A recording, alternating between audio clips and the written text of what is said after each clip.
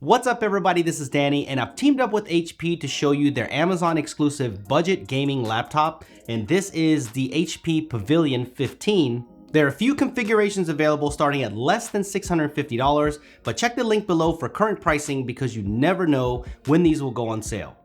The one I have here is the high-end model, so I want to share with you my last week experience with it. But if you're looking to just get into gaming, or if you want something more on the budget side, then this is something that you should probably look into. First, let's start with the design. If it looks familiar, it should, because this chassis is very familiar to HP's more expensive Omen 15. So you get the same look, but a cleaner and more subtle looking laptop with green accents on the HP logo and on the backlit keyboard. And overall, I think it's a look that most people will dig. It's a full plastic build and it's not the thinnest gaming laptop out there, but it does come with plenty of ports. On the left, you have two USB 3.0 ports and a Kensington lock, and also a full-size SD card slot, which is great. So if you're using this for content creation, there's no need to carry a dongle around. On the right, you have AC power, a USB-C port, which does not include Thunderbolt 3, but you can charge with the USB-C port. So if you want Thunderbolt 3, then you're gonna have to step up to the more expensive Omen 15 lineup. You also get another USB 3.0 port, which is nice, a full-size HDMI port, and an Ethernet port, which is also nice if you need the fastest connection, and also a headphone jack. The display is a 15.6-inch IPS panel with a 1080p resolution, and it has a matte finish. I love that it's friendly against glare, so some of you will appreciate this, but I do miss some of the color pop that you get from a glossy display. It's all personal preference though, and it keeps the weight down. And while this is not the most color accurate display or even the brightest display at 300 nits, it's crisp. It looks great during gaming, which is the most important part. And this is a 60 Hz panel, but in this price range, this is typical. The keyboard is backlit with this green accent. You can't change it, it's just one color, but the keys have nice travel. It feels pretty good. It's a little bit soft, but once you get used to it, I think most people will be happy with it. I enjoy typing on it. The trackpad is a great size, and for it having ELAN drivers, it's pretty responsive. It's better than a lot of non-precision driver trackpads that I've used, but I wish that HP would move to precision drivers because I think that would just make the overall experience better. The cool thing about this configuration that I have here is that it comes with a 128GB SSD, which the system boots off of with respectable speeds, read and write. And there's also a 7200 RPM 1TB standard hard drive, which I like to install games and video files on. And what's great is they are both user replaceable. There is 16GB of DDR4 RAM as well here, but you can go up to 32GB, and it's easy to do. You can just replace it yourself when you're ready to upgrade.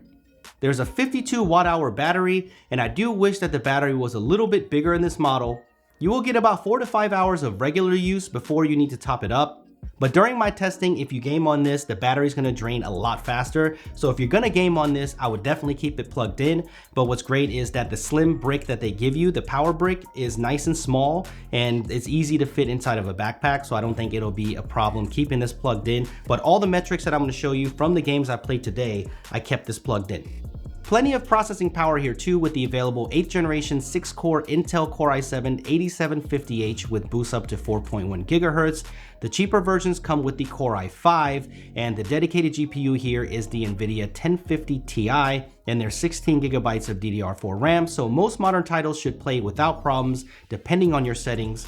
Overall, the gaming experience has been great. I've been gaming without headphones during the test period because I wanted to see how good these Bang & Olufsen speakers were. The tuning sounds great overall. The audio is crisp, and I think the sound has good mid-range. But I wish there was a little bit more bass to kind of round out the sound profile, and I wish there was a few more notches on the volume, but I think most people will be happy with the B&O speakers. These are the games that I've been playing on here for the last week, so here's an example of how the HP Pavilion 15 performs. Something as light as Rocket League, you'll have no problem. You're gonna get killer frame rates on this. On Doom, I was able to get playable frame rates in the Ultra setting and 60 frames per second when there's no characters on the screen, but when enemies are introduced, you'll probably dip down to about 45 frames per second. But if you want smoother gameplay, just drop it down to the high setting where it's much closer to 60 frames per second constantly.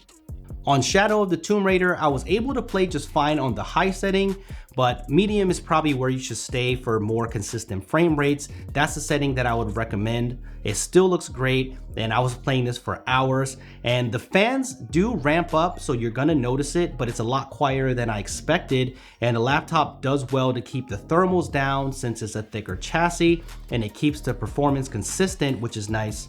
And you can see where the heat is released. And I didn't test this on a lap because I think it's a little bit too big for laptability, but let me know if you would use this thing on your lap. So in the end, the HP Pavilion 15 is a solid performer for the price.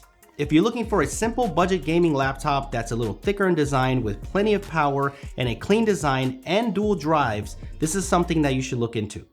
There are a few sacrifices as expected, like the lack of Thunderbolt 3 for eGPU support, a little bit better battery life, and also a faster refresh display. But with plenty of ports, nice performance on gaming, great speakers, and a clean design, take a look at the HP Pavilion 15 if you're checking out gaming laptops in this price range. So let me know what you think about this laptop, and make sure you check that link down below to check current pricing, because you never know when they'll go on sale. So there'll be a lot more laptop reviews on this channel. Let me know which laptop that you want me to check out next. Make sure you give this a thumbs up, subscribe to the channel, hit that notification bell, and I will see you guys in the next one.